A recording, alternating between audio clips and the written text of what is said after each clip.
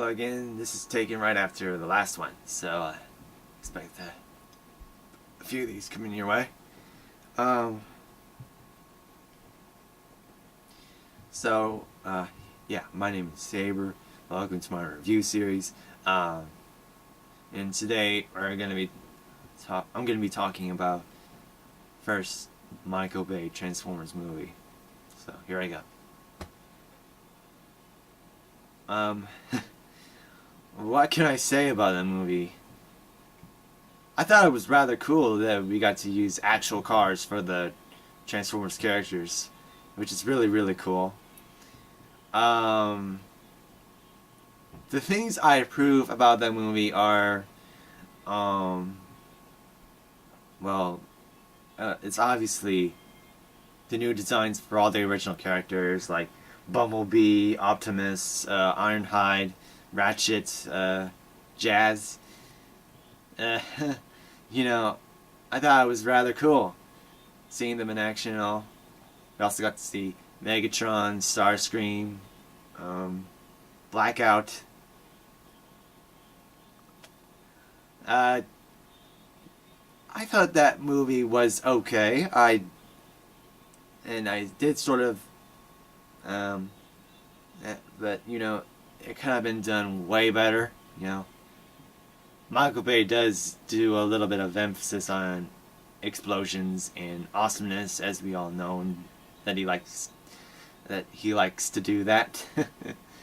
But somebody needs to tell him that it needs to be more story based and I don't know it, but I also like the fact that they implemented they kind of changed the human factor around with the introduction of Saber instead of Spike. I thought that was a fresh new thing for Transformers. I thought that was rather cool. And having the family history, how his Sam's great grandfather discovered Megatron's body in the Arctic Arctic Circle, and how he went crazy with writing these symbols, talking about an Iceman. Ha! What? Well, what did he know? And got confiscated by Sector 7, and along with the Allspark Cube, and kept a secret for 70 years until finally the Autobots and Decepticons arrive on Earth. Oh boy. And boy, did he put a little bit too much of an emphasis on the action scenes for the Transformers. I felt like the action scenes were a bit unbalanced, especially the scene with Ironhide, like backflipping over this girl, using his cannons as jump jets or something. You know what I'm talking about, right? And oh my god, Bumblebee not having a voice. Oh my god, probably being the most memorable Autobot in all the Transformer stuff of his own voice. That, I don't know, that seems a bit harsh to me. I mean, Bumblebee not having his own voice, having radio talk for him must be impractical for him. Must make him feel real bad because he can't express his feelings his own way. I mean, I feel like he should have his own voice actor. I felt that him not having his own voice was kind of like an excuse for Michael not to have another voice actor to pay. I felt that was a terrible excuse, to be quite honest with you. And it's actually kind of cool to have them have their own moments. But there were and Jazz, being killed in the movie like in the original one. Well, I guess that had to happen because, the most likable characters would have to die. Um, because I don't know. Does that make theatrical sense to you? Having Jazz die this time again? I don't know. Uh, I also did like, the action was pretty darn cool. I did like, um, uh, each of the Transformers' personality. Um, it was quite a fresh look on each of the characters, and and don't get me started on Peter Cullen being Optimus Prime again, because when I heard he was the original voice actor of Optimus Prime rather than Gary Chalk, I thought that was really cool, because I didn't start watching Transformers until the Unicron trilogy back in 2001. So, um, yeah, it was rather cool. Um, but I felt like the movie was still missing some elements. Uh, that made the original movie great. Though I would like to say that it could have been done better.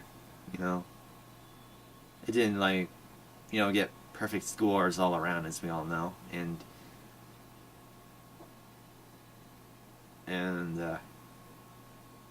even though it was praised for epicness, it wasn't in action and stuff. It didn't quite receive well among its fans because we all thought he would butchered it classic.